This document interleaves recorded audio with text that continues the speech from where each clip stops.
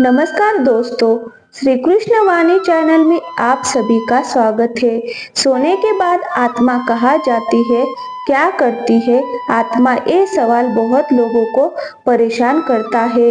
कई लोग जानना चाहते हैं कि क्या सोने के बाद हमारी आत्मा परमात्मा से मिलकर वापस आती है, क्या इसीलिए हमें सपने आते हैं, सपनों में हम कहीं भी क्यों चले जाते हैं, आखिर सोने के बाद आत्मा कहाँ जाती है, क्या आत्मा घूमने जाती है, अगर आत्मा को कोई बांध ले तो क्या होगा। इस सवाल का जवाब हर इंसान को जानना बेहद जरूरी है। मित्रों, आपसे अनुरोध है कि इस आत्मा के रहस्य को जानने के लिए इस वीडियो को पूरा देखें। कुछ लोग इस वीडियो को स्वीकार नहीं कर पाएंगे क्योंकि उन्हें लगता है कि ये सब पाखंड है। असल में पाखंड जैसा कुछ नहीं होता। आत्मा कोई पाखंड नहीं है। आत्मा एक जीव है जो कभी नहीं मरती। दोस्तों, कुछ लोग कहते हैं कि सोने के बाद आत्मा पता नहीं कहां कहां की यात्रा करके आती है। हर रात जब गहरी नींद में होते हैं तब ऐसा लगता है मानो हम एक अनजानी दुनिया में खो जाते हैं। लेकिन आज मैं आपको एक रहस्यमयी कहानी सुनाता हूँ जो इस गुड़ सवाल का जवाब देती है। एक बार की बात है, एक युवक जिसका नाम आरव था रोज ये सोचता था कि आखिर सोने के बाद हमारी आत्मा कहाँ जाती है। वो इस सवाल से इतना परेशान था कि उसने कई संतानों, विद्वानों और साधकों से पूछने की कोशिश की, लेकिन कोई उसे सटीक उत्तर नहीं दे सका। एक दिन आरव की मुलाकात एक वृद्ध ऋषि से हुई। ऋषि ने उसकी जिज्ञासा को समझते हुए उसे बताया, यदि तुम सच में जानना चाहते हो कि आत्मा सोने के बाद कहाँ जाती है तो आज रात एक विशेष ध्यान विधि करो। ये विधि तुम्हें आत्मा की यात्रा का अनुभव कराएगी। आरव ने उस रात ऋषि के बताए हुए निर्देशों का पालन किया। वो शांत बैठकर ध्यान करने लगा और धीरे धीरे उसकी चेतना गहरी होती चली गई। वो नींद में डूबा, लेकिन इस बार कुछ अलग था। उसे अपने शरीर का भार महसूस हो रहा था। उसकी आत्मा मानो शरीर से बाहर निकल आई हो। आरव खुद को अपनी शयन कक्ष के ऊपर तैरते हुए देखने लगा। उसे अजीब सी शांति का अनुभव हुआ, जैसे वो एक नई यात्रा पर निकल पड़ा हो। आत्मा अब उस पारलौकिक संसार की ओर बढ़ने लगी जहाँ समय और स्थान का कोई बंधन नहीं था।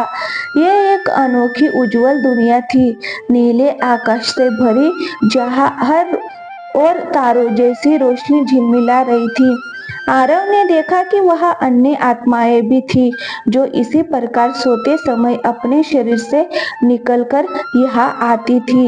ये स्थान स्वप्न लोक था, एक अदृश्य संसार जहाँ आत्माएं अपने कर्मों और भावनाओं की पूर्ति करती थी।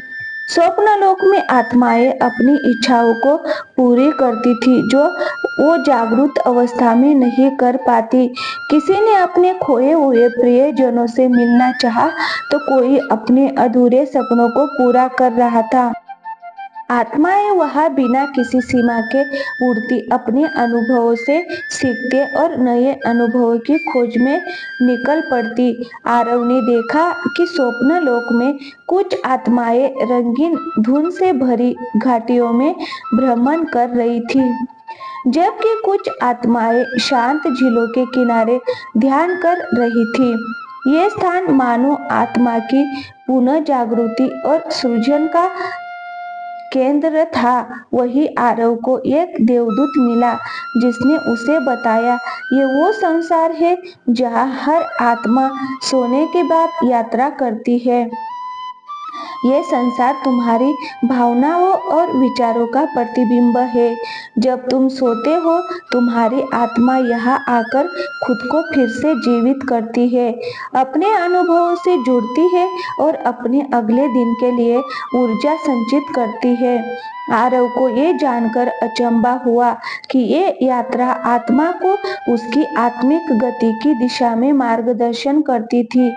स्वप्न लोक में उसकी आत्मा ने कई अनुभव किए। उसने अतीत के रहस्य को समझा, अपने भीतर के डर और दुविधाओं का सामना किया। वो जान गया कि हर सपना, हर अनुभव एक संदेश होता है जो आत्मा की गहराई से आता है। जब सुबह हुई, आरव की आत्मा फिर से उसके शरीर में वापस आ गई। वो उठा, लेकिन अब उसके भीतर एक नई समझ थी। उसे अब इस सवाल का उत्तर मिल चुका था, सोने के बाद आत्मा एक अदृश्य संसार की यात्रा पर जाती है, जहां वह अपने भीतर की गहराइयों को समझती है, अपने सपनों को जीती है और अपनी चेतना को नई ऊर्जा प्रदान करती है।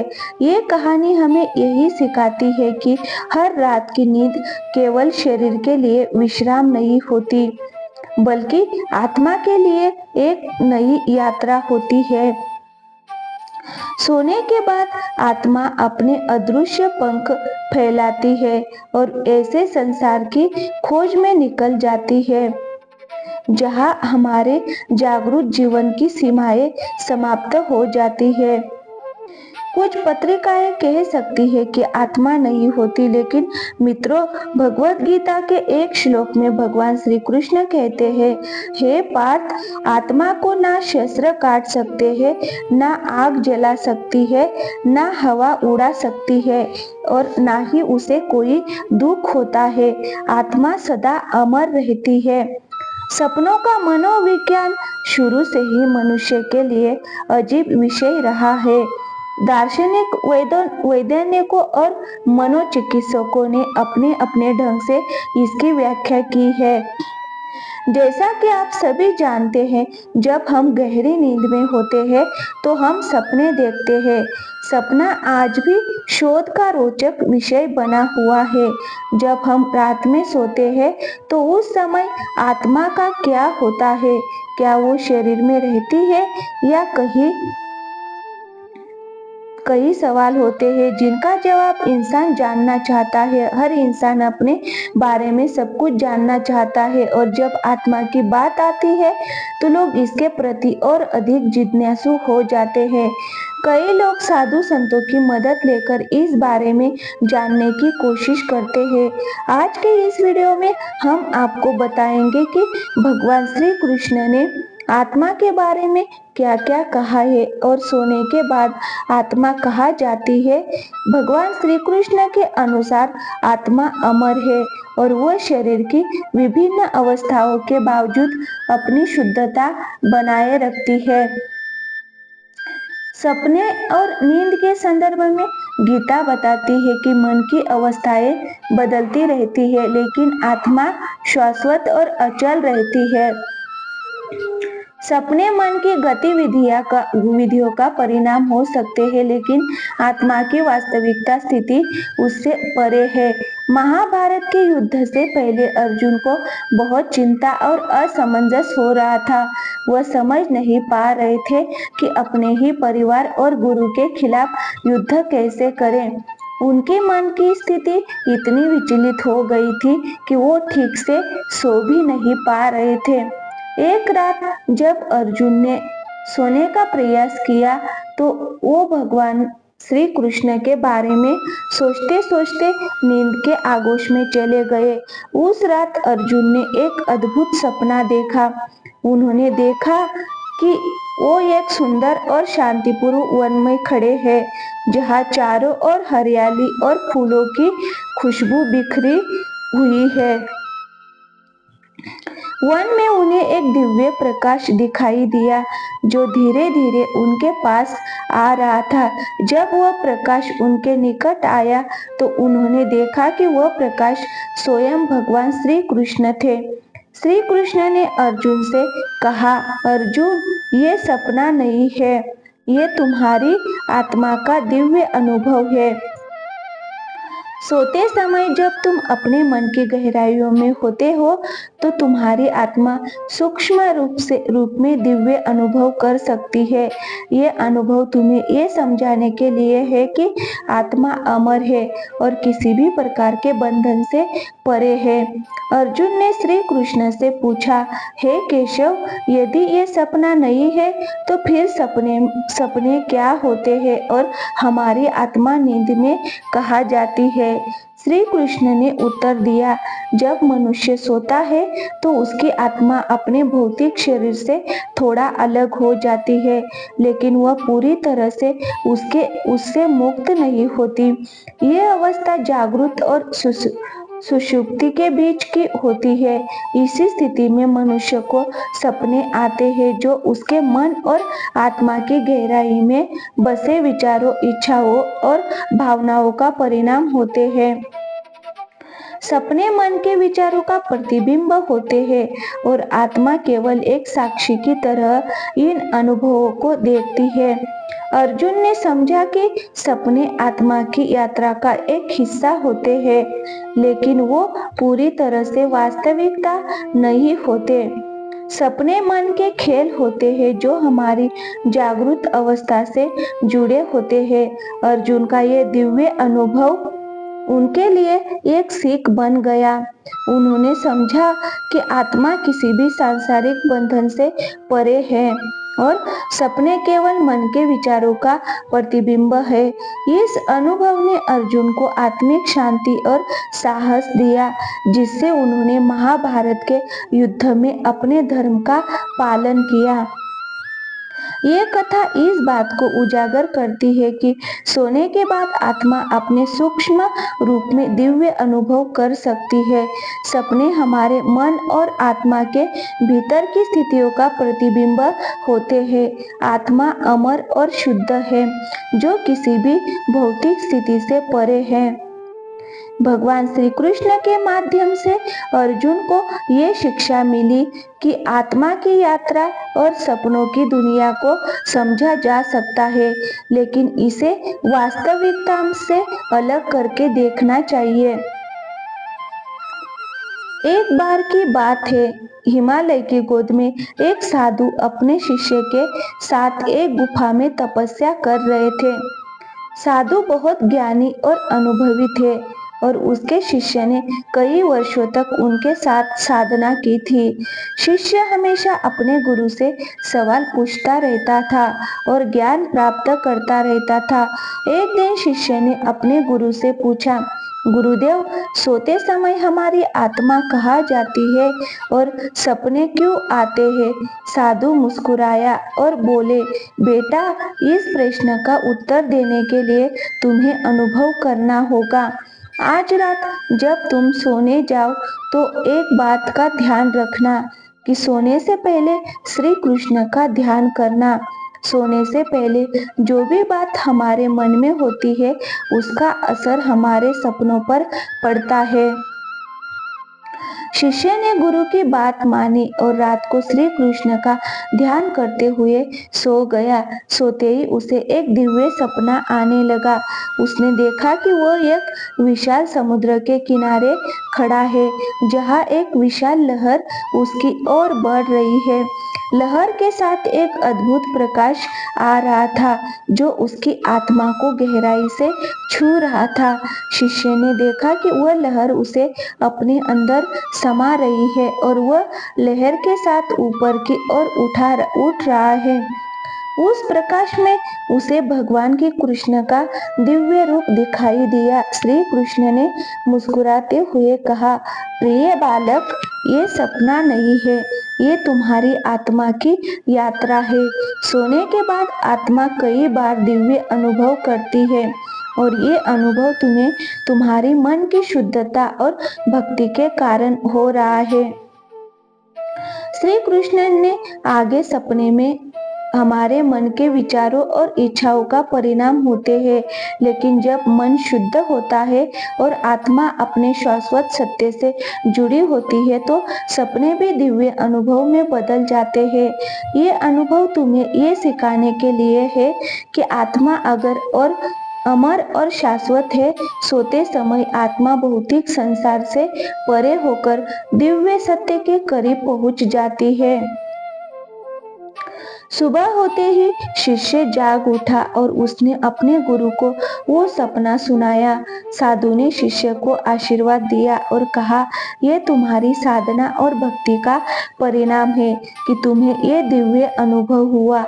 ये अनुभव तुम्हें ये सिखाने के लिए था कि आत्मा की यात्रा केवल शारीरिक नींद से नहीं बल्कि आत्मिक जागरण से जुड़ी होती है। ये कथा इस बात को उजागर करती है कि सोने के बाद आत्मा की यात्रा केवल भौतिक अनुभव तक सीमित नहीं होती, बल्कि ये दिव्य सत्य तक पहुंच जाती है।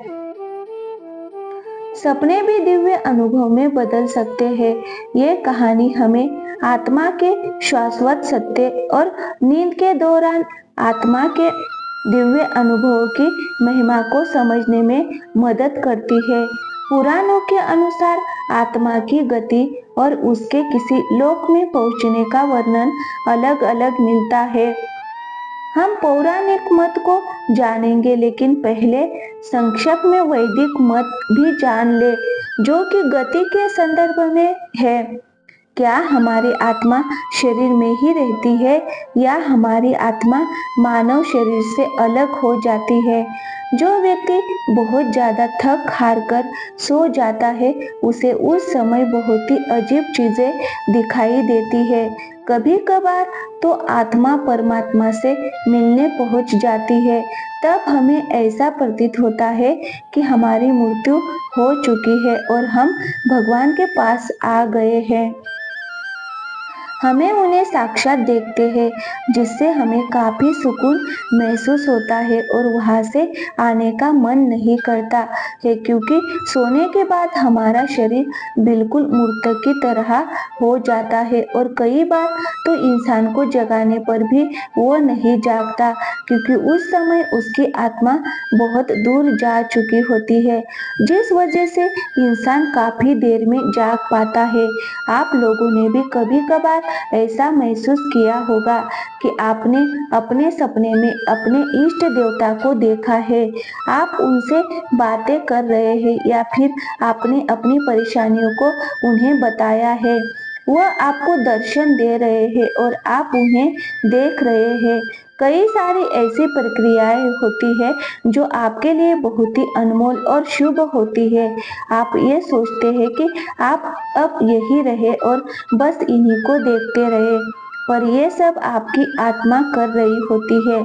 जिस दिन आप ये सपने देखते हैं, यानी कि आपकी आत्मा परमात्मा से मिलती है, उस दिन आपका तन मन धन पूरी तरह से शुद्ध होता है। मित्रों, सोने के अंदर भी आत्मा अचेतन मन से जुड़ जाती है, इसीलिए सोने को एक दूसरी मौत का नाम दिया गया है।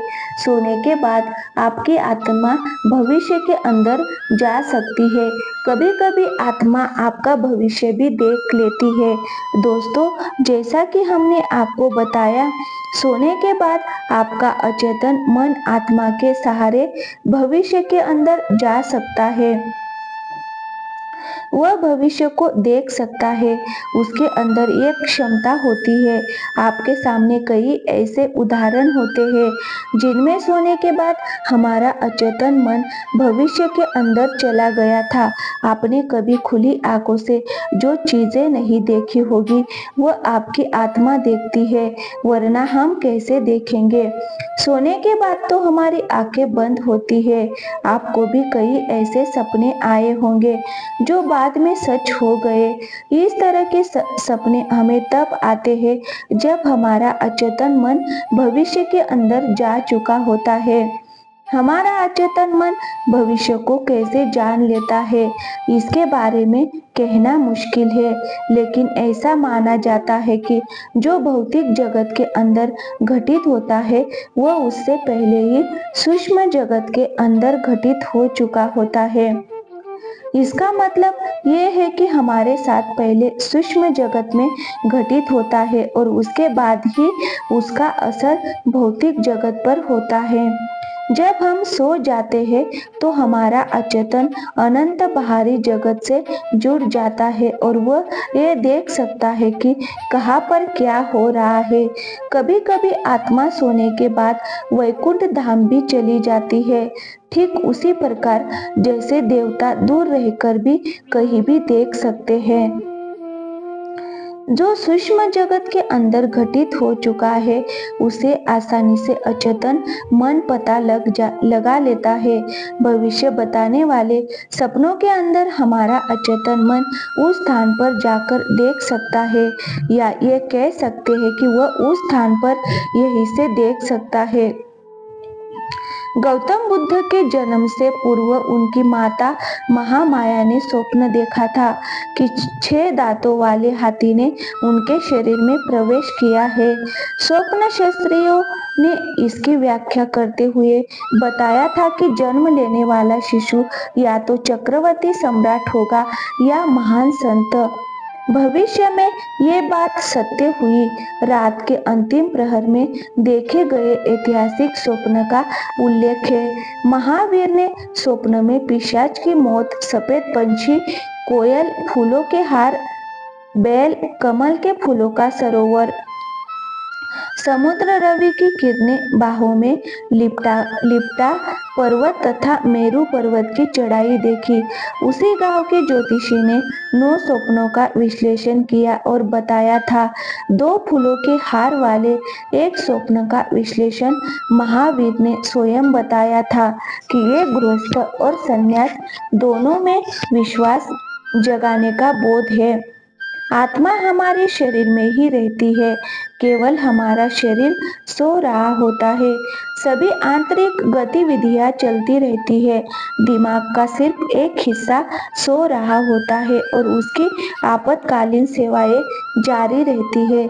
सोते समय हमारा दिमाग सोचना बंद कर देता है। आत्मा चेतना का स्वरूप है, वो ना तो सोता है और ना ही कहीं बाहर जाती है। आत्मा निरंतर विकसित होती रहती है। हमारे चेतन और अचेतन मन लगातार काम कर रहे हैं। अगर हम विज्ञान की बात करें तो विज्ञान इस बारे में बहुत कुछ बोलता है, क्योंकि बहुत सारे प्रयोग किए गए और उन प्रयोगों के आधार पर ये हमें बताता है कि जब हम सोते हैं तो हम उन जगहों पर जाते हैं जहां हमने पिछले जन्मों में जन्म लिया था। इससे संबंधित शरीर छोड़ने के बाद आत्मा की यात्रा के बारे में विभिन्न धार्मिक और दार्शनिक मान्यताएं हैं।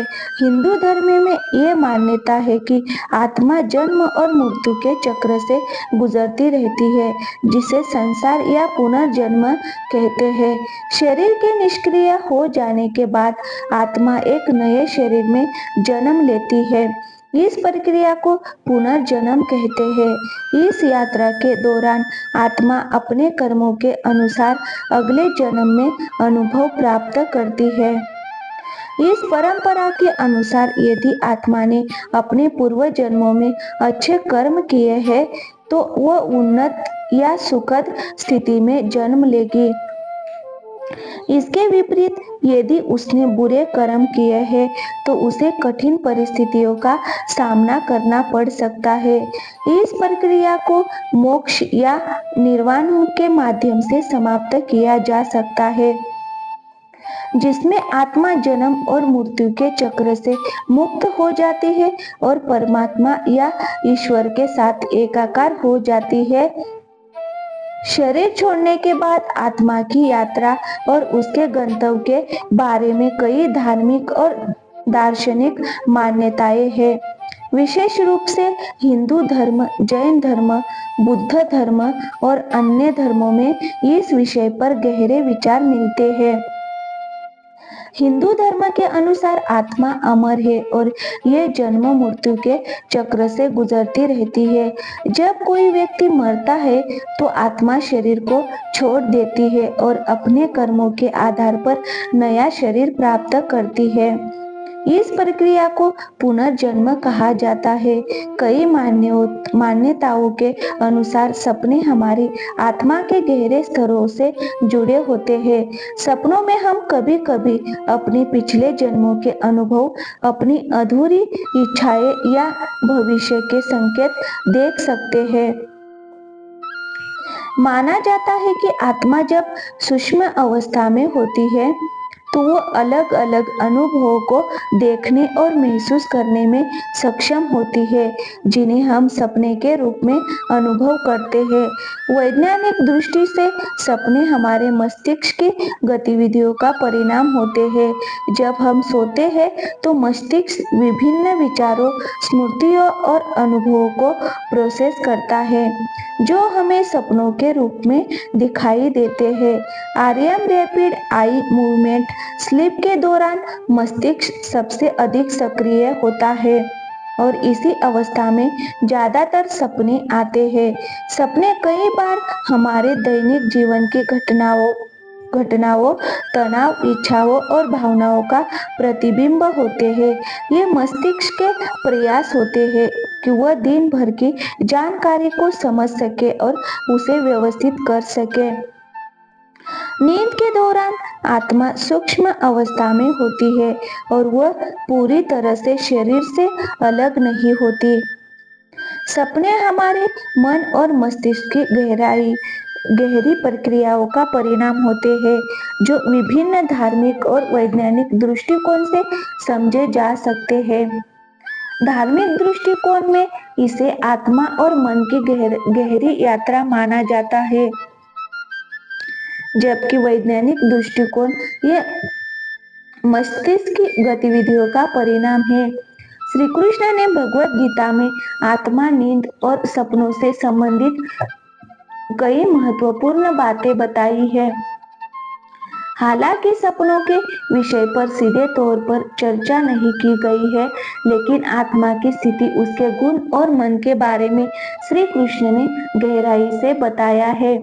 श्री कृष्ण ने अर्जुन को भगवत गीता के दूसरे अध्याय में आत्मा की अमृता के बारे में बताया है। आत्मा ना तो जन्म लेती है, ना ही मरती है।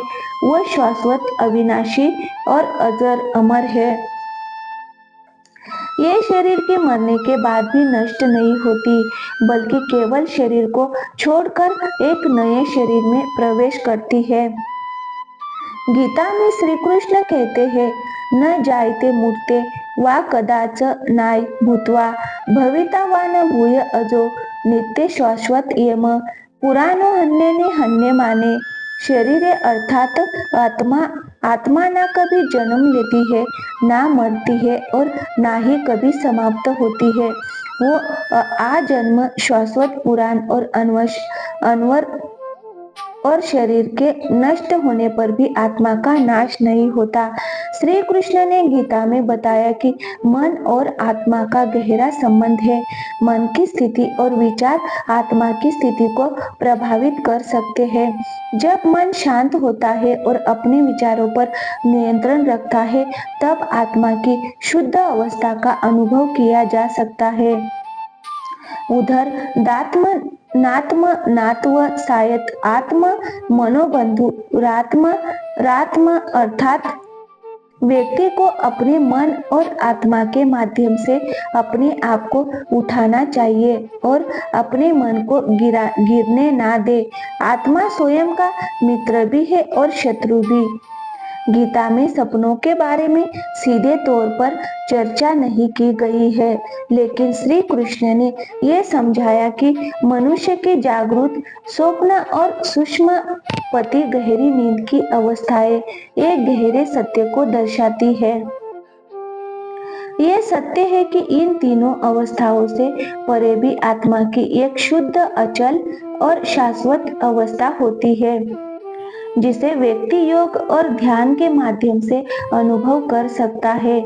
प्राचीन ग्रंथों और धार्मिक शास्त्रों में सपनों के विषय पर कई बातें कही गई है, जो आत्मा और मन की अवस्थाओं से जुड़ी हुई है। इन ग्रंथों में सपनों की सूक्ष्म यात्रा का एक हिस्सा माना गया है। आइए देखते हैं एक कि विभिन्न पुरानी मान्यताएं और शास्त्र इस बारे में क्या कहते हैं। बृहदारण्यक उपनिषद के में सपनों की व्याख्या करते हुए कहा गया है कि जब व्यक्ति सोता है तो उसकी आत्मा 3 अवस्थाओं में से एक में प्रवेश करती है। जागृत अवस्था, सपने की अवस्था और नींद की अवस्था। स्वप्न अवस्था में आत्मा शरीर से अलग हो जाती है और सूक्ष्म संसार सार की यात्रा करती है। इस स्थिति में आत्मा मन और इंद्रियों के साथ विभिन्न अनुभवों को देखती है जो व्यक्ति को सपने के रूप में दिखाई देते हैं। उपनिषदों के अनुसार स्वप्न अवस्था में आत्मा उन अनुभवों को देखती है जो जागृत अवस्था में अधूरे रह गए थे या मन के भीतर दबी हुई इच्छाओं का परिणाम होते हैं। सपने इस बात का संकेत होते हैं कि आत्मा अभी भी सांसारिक इच्छाओं से जुड़ी हुई है। महाभारत और रामायण जैसे ग्रंथों में भी सपनों को महत्वपूर्ण घटनाओं का संकेत माना गया है। उदाहरण के लिए महाभारत में धृतराष्ट्र ने संजय से पूछा कि उनके द्वारा देखे गए सपने का क्या अर्थ है।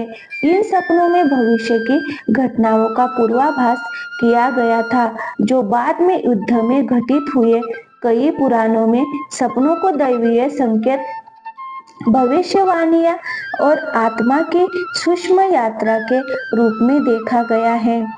श्रीमद् भागवत पुराण में भगवान श्री कृष्ण ने अर्जुन को यह बताया था कि कुछ सपने दिव्य होते हैं और वो आत्मा के पूर्व जन्मों के अनुभवों से भी जुड़े हो सकते हैं। योग शास्त्रों में कहा गया है कि जब मन शांत और नियंत्रित होता है तो व्यक्ति सपनों के माध्यम से आत्मा की सूक्ष्म अवस्थाओं का अनुभव कर सकता है। योगियों का मानना है कि सपने केवल मन की उपज नहीं है बल्कि ये आत्मा की यात्रा का एक हिस्सा होते हैं। पतंजलि के योग सूत्रों में कहा गया है कि ध्यान और साधना के माध्यम से मनुष्य सपनों की प्रकृति और उनके वास्तविक अर्थ को समझ सकता है। योग के अभ्यास के सपनों पर नियंत्रण पाया जा सकता है और उनके माध्यम से आत्मा को सूक्ष्म सत्य का अनुभव किया जा सकता है। स्वप्न शास्त्र, जो प्राचीन भारतीय विज्ञान में वर्णित है, के अनुसार सपनों का अध्ययन मन और आत्मा की गहरी अवस्थाओं को समझने के लिए किया जाता है।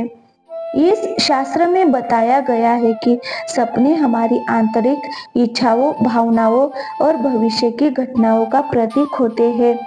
आयुर्वेद में कहा गया है कि सपनों का हमारे शरीर और मन की स्थिति से गहरा संबंध होता है। शरीर के 3 दोष, वात, पित्त, कफ के असंतुलन के कारण विभिन्न प्रकार के सपने आते हैं। आयुर्वेद के अनुसार जब शरीर और मन संतुलित होते हैं तो सपने शांत और सुखद होते हैं और आज आत्मा का अनुभव शुद्ध होता है। दोस्तों, सपने और जागृत अवस्था दोनों ही हमारे मन की सीमाओं के भीतर के अनुभव है। जब हम सोते हैं और सपने देखते हैं तो हम एक कमरे में होते हैं और जब हम जागते हैं तो दूसरे कमरे में चले जाते हैं, लेकिन दोनों ही अवस्थाओं में हम बंधन में रहते हैं। उनके अनुसार ये जीवन और मृत्यु दोनों ही बंधनों के भीतर होते हैं और इनसे बाहर निकलना ही असली जागरण है। साधारण व्यक्ति के लिए जागरण का मतलब सुबह उठकर अपने दैनिक कार्यों में लग जाना होता है, जबकि एक संत के लिए जागरण का अर्थ है बंधनों से पूरी तरह मुक्त हो जाना। साधारण व्यक्ति अपनी पूरी जिंदगी एक प्रकार के सपने में ही बिताता है, कभी आंखें बंद करके तो कभी आंखें खोलकर, यहाँ तक कि मृत्यु भी इस इस सपने को नहीं करती, बल्कि ये भी एक नया सपना बन जाती है। वास्तविक मुक्ति और जागरण तभी संभव है जब हम इन सभी सपनों से बाहर निकल जाए और असली स्वतंत्रता प्राप्त करें। मित्रों, इसीलिए सपने कुछ भी नहीं होते, और ये वही होते हैं जो हम दिन भर सोचते रहते हैं, वो हमारे दिमाग में चलते रहते हैं, बाकी ऐसा कुछ भी नहीं होता। अगर सपनों में दिखाई हुई चीज सच होती तो आज हमें सब कुछ अलग ही मिलता। ऐसा कुछ भी नहीं है, और आत्मा का क्या रहस्य है इसका सही तरीके से किसी को भी पता नहीं है। भगवान श्री कृष्ण से हम यही सुनते हैं कि आत्मा अजर अमर है, और उसे ना तो कोई काट सकता है, ना कोई भिगो सकता और ना ही जला सकता है। भगवत गीता आत्मा की अमरता पर प्रकाश डालती है। ये सिखाती है कि स्वयं आत्मा की शाश्वत प्रकृति भौतिक शरीर से परे है। भगवान कृष्ण अर्जुन को ज्ञान प्रदान करते हैं और आत्मा के अविनाशी और अपरिवर्तनीय सार पर जोर देते हैं, जो जन्म और मृत्यु से अप्रभावित और पुनर्जन्म की धारणा की तुलना आत्मा द्वारा पुराने शरीर को त्यागने और निरंतर चक्र में नए शरीर धारण करने से की जाती है। आत्मा की स्थायित्व को समझने से जन्म और मृत्यु के चक्र से मुक्ति मिलती है, जो निस्वार्थ कर्तव्य को भौतिक आसक्ति से अलगाव और भक्ति ज्ञान या अनुशासित कर्म के माध्यम से ईश्वर के साथ मिलन के माध्यम से प्राप्त होती है। ये व्यक्तियों को आत्म साक्षात्कार और आध्यात्मिक जागरूकता की और मार्गदर्शन करती है। भगवत गीता में बताई गई आत्मा की अमृता की अवधारणा हिंदू दर्शन में बहुत महत्वपूर्ण है। गीता एक पूजनीय ग्रंथ है जो जीवन, आध्यात्मिकता और कर्तव्य के विभिन्न पहलुओं को समाहित करता है तथा आत्मा की शाश्वत प्रकृति और क्षणभंगुर मानव अस्तित्व के साथ उसके संबंधों को संबोधित करता है। इसे शाश्वत, अविनाशी और अपरिवर्तनीय बताया गया है। भगवान कृष्ण दिव्य सारथी और शिक्षक अर्जुन को आत्मा की शाश्वत प्रकृति पर जोर देते हुए ज्ञान प्रदान करते हैं। वो स्पष्ट करते हैं कि आत्मा जन्म और मृत्यु से परे है और किसी भी भौतिक साधन द्वारा नष्ट नहीं होती है। शरीर को वस्त्र के समान माना जाता है जिसे शाश्वत आत्मा पहनती और उतारती है। जिस तरह एक व्यक्ति पुराने वस्त्र उतारकर नए वस्त्र पहनता है, उसी तरह आत्मा पुनर्जन्म के चक्र में एक शरीर से दूसरे शरीर में जाती है। आत्मा अमर है, इसलिए ये जीवन की भौतिक अभिव्यक्ति हो जैसे जन्म, विकास, क्षय और मृत्यु से अप्रभावित रहती है। ये समय और स्थान की सीमाओं से परे है तथा किसी भी भौतिक या मानसिक विशेषता से अछूती है। कृष्ण अर्जुन से आग्रह करते हैं कि वह उस अपरिहार्य वस्तु शरीर के नष्ट होने के लिए शोक ना करे, बल्कि आत्मा की स्थायित्व को समझे। आत्मा अविकारी है, अर्थात जिसमें विकार नहीं है। जैसे पानी में दूध या जहर मिलाने से उसमें विकार उत्पन्न हो जाता है, लेकिन आत्मा में किसी भी विकार को नहीं मिलाया जा सकता और ना ही आत्मा किसी में मिलती है। आत्मा को ना काटा जा सकता है, ना जलाया जा सकता है, ना दफनाया जा सकता है, ना डुबोया जा सकता है। आत्मा अविनाशी, अविचल, अजर और अमर है। श्री कृष्ण कहते हैं कि देवताओं को पूजने वाले देवताओं को प्राप्त होते हैं, पितरों को पूजने वाले पितरों को प्राप्त होते हैं, भूतों को पूजने वाले भूतों को प्राप्त होते हैं, और मेरा परमेश्वर का पूजन करने वाले भक्त मुझ परमेश्वर को ही प्राप्त होते हैं। इसीलिए मेरे भक्तों का पुनर्जन्म नहीं होता। पृथ्वीलोक में भी पुण्यात्मा ही पहुंचती है, जहां वह अपने पितरों के साथ सुखपूर्वक समय बिताकर जन्म लेती है। हर जीवित व्यक्ति के अंदर आत्मा मौजूद रहती है। जैसे ही ये शरीर से निकल जाती है, शरीर निर्जीव हो जाता है। यानी आत्मा एक जीव है, जिसके चले जाने से शरीर जीव विहीन हो जाता है। शरीर से जुड़े सारे नाते रिश्ते खत्म हो जाते हैं। गीता में श्री कृष्ण कहते हैं, मैं हर व्यक्ति में आत्मा रूप में मौजूद हूँ। यानी ये आत्मा ईश्वर का स्वरूप है। गीता में श्री कृष्ण ने आत्मा को अमर और अविनाशी बताया है, जिसे ना शस्त्र काट सकता है, ना पानी इसे गला सकता है, ना अग्नि इसे जला सकती है और ना वायु इसे सोख सकती है। ये तो ऐसा जीव है जो व्यक्ति के कर्म फल के अनुसार एक शरीर से दूसरे शरीर में भटकता रहता है। दरअसल आत्मा एक ऐसा रहस्य है जिसको जितना सुलझाया गया है उतना ही उलझाया गया है, फिर भी इसे जानने का रोमांच मन में बना ही रहता है।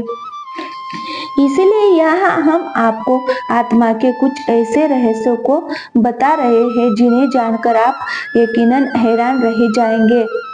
कठोर यव पुराण में बताया गया है कि आत्मा अंगूठे के आकार की होती है। पुराण में तो इस अंगूठे के आकार की जीवात्मा को ही कर्म फल को भोगने वाला बताया गया है। आत्मा का निवास स्थान हृदय में होता है। इस बात का उल्लेख श्री कृष्ण ने गीता में इस प्रकार किया है, ईश्वर सर्व भूतानां हृदय से अर्जुन तिष्ठति आत्मा प्रकाश पुंज है, जो सूक्ष्म शरीर के रूप में जीवित व्यक्तियों के अंदर मौजूद रहती है। साक्षी शरीर की आंख, कान, मुख तथा हाथ पैर नहीं होते हैं, फिर भी ये देख सकता है, सुन सकता है, बोल सकता है और स्पर्श कर सकता है। आत्मा के रंग को लेकर आर्ष मुनियों ने कई शोध किए हैं।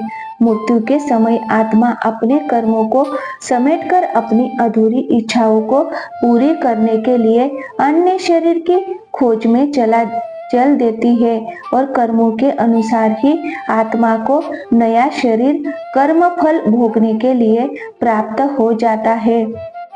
गरुड़ पुराण में भी यमराज के दरबार का जिक्र किया गया है।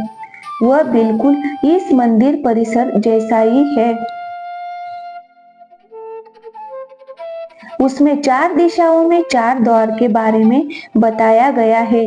मंदिर में भी 4 दिशाओं में 4 द्वार है। यही वजह है कि लोग इसे ही यमराज का मंदिर मानते हैं।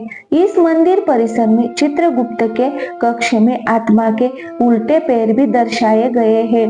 गीता में श्री कृष्ण ने आत्मा को अमर और अविनाशी बताया है, जिसे ना शस्त्र काट सकता है, ना पानी इसे गला सकता है, ना अग्नि इसे जला सकती है और ना ही वायु इसे छोक सकती है। ये तो ऐसा जीव है जो व्यक्ति के कर्म फल के अनुसार एक शरीर से दूसरे शरीर में भटकता रहता है। दरअसल आत्मा एक ऐसा रहस्य है जिसको जितना सुलझाया गया है ये उतना ही उलझता गया है, फिर भी इसे जानने का रोमांच मन में ही बना ही रहता है। इसीलिए यहाँ हम आपको आत्मा के कुछ ऐसे रहस्य को बता रहे हैं जिन्हें जानकर आप यकीनन हैरान रह जाएंगे। कठोपनिषद यव पुराण में बताया गया है कि आत्मा अंगूठे के आकार की होती है। पुराण में तो इस अंगूठे के आकार की जीवात्मा को ही कर्म फल को भोगने वाला बताया गया है। आत्मा का निवास स्थान हृदय में होता है। इस बात का उल्लेख श्री कृष्ण ने गीता में इस प्रकार किया है कि ईश्वर सर्वभूतानां हृदय से अर्जुन तिष्ठति आत्मा प्रकाश पुंज है, जो सूक्ष्म शरीर के रूप में जीवित व्यक्तियों के अंदर मौजूद रहती है। सूक्ष्म शरीर की आँख, कान, मुख तथा हाथ पैर नहीं होते, फिर भी ये देख सकता है, सुन सकता है, बोल सकता है और स्पर्श कर सकता है। आत्मा के रंग को लेकर आर्ष मुनियों ने कई शोध किए हैं। मृत्यु के समय आत्मा अपने कर्मों को समेटकर अपनी अधूरी इच्छाओं को पूरी करने के लिए अन्य शरीर की खोज में चल देती है और कर्मों के अनुसार ही आत्मा को नया शरीर कर्म फल भोगने के लिए प्राप्त हो जाता है। गरुड़ पुराण में भी यमराज के दरबार का जिक्र किया गया है। वो बिल्कुल इस मंदिर परिसर जैसा ही है, जैसा कि उसमें 4 दिशाओं में 4 द्वार के बारे में बताया गया है। मंदिर में भी 4 दिशाओं में 4 द्वार है। यही वजह है कि लोग इसे ही यमराज का मंदिर मानते हैं। इस मंदिर परिसर में चित्रगुप्त के कक्ष में आत्मा के उल्टे पैर भी दर्शाए गए हैं। संसार के प्रत्येक जीव में आत्मा होती है और आत्मा परमात्मा के निकट होती है। हर आत्मा में परमात्मा का अंश होता है। इसीलिए सभी प्राणियों को परमात्मा अपने में समाहित करते हैं। जब सभी के भीतर परमात्मा का अंश है तो उससे बैर त्याग कर प्रत्येक जीव में परमात्मा के दर्शन करना चाहिए। अब मित्रों, इन बातों में कितनी सच्चाई है इसका कुछ भी अंदाजा नहीं लगाया जा सकता। बस हमें तो इतना ही ध्यान रखना है कि हमें हमेशा अच्छे कर्म करने हैं और बुरे लोगों से दूर रहना है। कभी भी किसी के साथ गलत या बुरा नहीं करना है, क्योंकि अगर हम किसी के साथ बुरा या गलत नहीं करेंगे और हमेशा अच्छे ही कर्म करेंगे तो फिर हमें डर किस बात का? फिर तो हमें डरना भी नहीं पड़ेगा, क्योंकि अगर कोई ये कहेगा कि तुम्हें कर्मों का फल भोगना पड़ेगा तो वो भी हमें दुआ लगेगी ना, कि बददुआ। अगर हम गलत काम करेंगे तो हमें डर लगेगा कि हमें तो हमारे कर्मों का फल जरूर मिलेगा। इसीलिए हमेशा अच्छे अच्छे कर्म करें, सभी के साथ अच्छा व्यवहार करें और अपनी जिंदगी को अच्छे से जिए। मुझे सुनने के लिए दोस्तों बहुत बहुत धन्यवाद। मिलते हैं अगले वीडियो में एक नई सीख के साथ। खुश रहिए, अपना ख्याल रखिए।